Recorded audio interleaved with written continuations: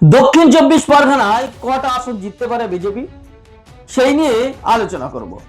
দক্ষিণ চব্বিশ পরগনা একসময় যেখানে বিজেপির উপস্থিতি ছিল মাত্র কিছুটা, 2021 সালে নির্বাচনে তারা এখানে শক্ত লড়াই দিলেও শেষ পর্যন্ত একটি আসনও জিততে পারেনি।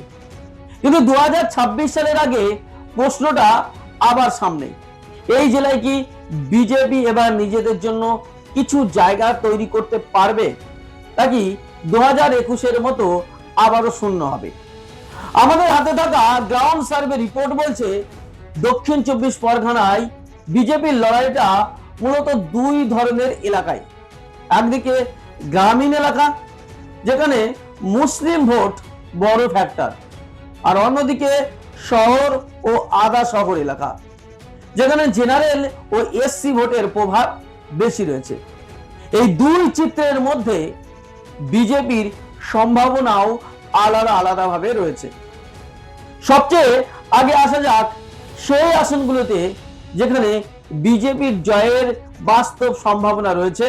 আমাদের কাছে যে রিপোর্ট আছে সেই রিপোর্ট অনুযায়ী, তবে সেই রিপোর্ট অনুযায়ী আমরা প্রথমে যে বিধানসভার আলোচনা করব সেটা হচ্ছে সোনারপুর দক্ষিণ। সোনারপুর দক্ষিণ বিজেপির জন্য সবচেয়ে বড় সুযোগের এলাকা। এখানে মুসলিম ভোট একেবারেই কম, মাত্র 12% মতো মুসলিম ভোট রয়েছে, আর জেনারেল ও এসসি ভোটের সংখ্যা অনেক বেশি।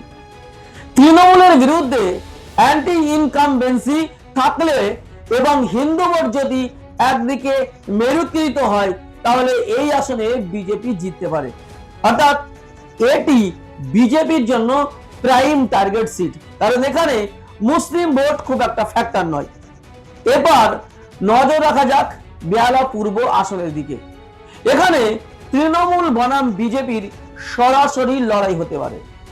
শহরাঞ্চল হয় বিজেপির সংগঠন তুলনামূলকভাবে একটু ভালো এবং ভোটের মেরুকরণ হলে এই আসনে যে কেউ জিততে পারে, ফলে এটিও বিজেপির সম্ভাবনাময় আসনগুলির মধ্যে একটি।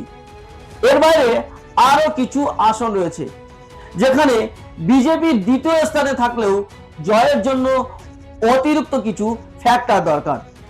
যেমন আমরা যদি দেখি যে একেবারে সুন্দরবন কোস্টাল এলাকায় গোসাবা, যেখানে তৃণমূলের সঙ্গে সরাসরি লড়াই হলেও সংগঠনগতভাবে বিজেপি কিছুটা তৃণমূলের থেকে পিছিয়ে। আবার ক্যানিং পশ্চিম বা বাসন্তীর মতো আসনে বিজেপির সম্ভাবনা নির্ভর করছে মূলত ভোট কাটাকাটির উপরে। যদি এই আসনগুলিতে আইএসএফ ও তৃণমূলের মধ্যে মুসলিম ভোট ভাগাভাগি হয়ে যায় তাহলে বিজেপির হঠাৎ করে এগিয়ে যেতে পারে, অর্থাৎ একচেটিয়া ভাবে তৃণমূল এবং আইএসএফ যদি মুসলিম ভোট না পায়, দুই দিকে যদি ভাগ হয়ে যায়, হিন্দু ভোটের ভিত্তিতে বিজেপির জয়ের সম্ভাবনা রয়েছে। তবে এই সম্ভাবনা পুরোপুরি নির্ভর করছে অন্য দলের পারফরম্যান্সের উপর, নিজেদের শক্তির উপর নয়।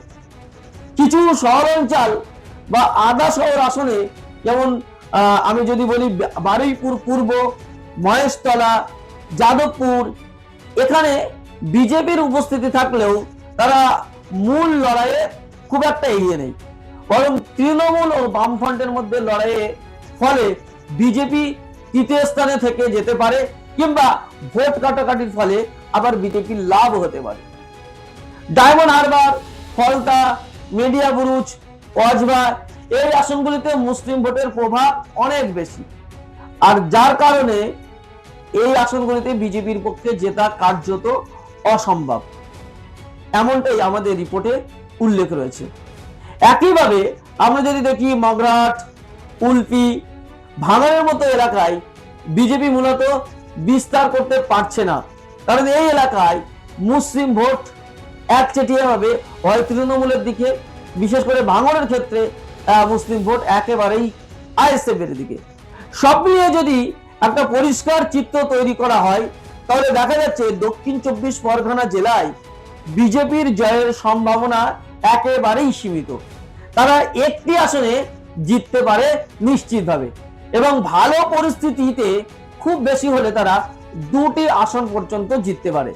তবে এর থেকে বেশি বাড়ানো এই মুহূর্তে বিজেপির জন্য অনেক কঠিন, অর্থাৎ বিজেপির জন্য 2026-এর লড়াইটা এই দক্ষিণ 24 পরগনা জেলায় মূলত পেজেন্স তৈরি করা, না একচেটিয়া জয় না একচেটিয়া হার। শহর অঞ্চলে তারা কিছুটা সুযোগ পেলেও গ্রামীণ এলাকায় সামাজিক সমীকরণ এখনো তাদের বিপক্ষে। এখন দেখার বিষয়, বিজেপি কি এই সীমিত সুযোগগুলোকে কাজে লাগিয়ে দক্ষিণ 24 পরগনা জেলার মতো একটি বৃহৎ জেলায় নিজেদের জমি বাড়াতে পারে কিনা, নাকি আবারও তারা এই জেলায় পিছিয়ে থাকবে? আপনার কি মনে হয় বিজেপি দক্ষিণ 24 পরগনায় কটি আসন পেতে পারে? 2026-এ কি এই জেলায় চমকে দিতে পারে বিজেপি? কমেন্ট বক্সে আপনার মতামত দিতে ভুলবেন না। আর এই বিশ্লেষণটা আরো আপনাদের যদি ভালো লাগে বা এরকম ধরনের আরো বিশ্লেষণ আপনারা যদি পেতে চান, তাহলে অবশ্যই আমাদের চ্যানেলটি সাবস্ক্রাইব করুন। আর যদি ভিডিওটি আপনি ফেসবুকে দেখে থাকেন, তাহলে ফেসবুক পেজটি অবশ্যই ফলো করবেন। ধন্যবাদ সকলকে।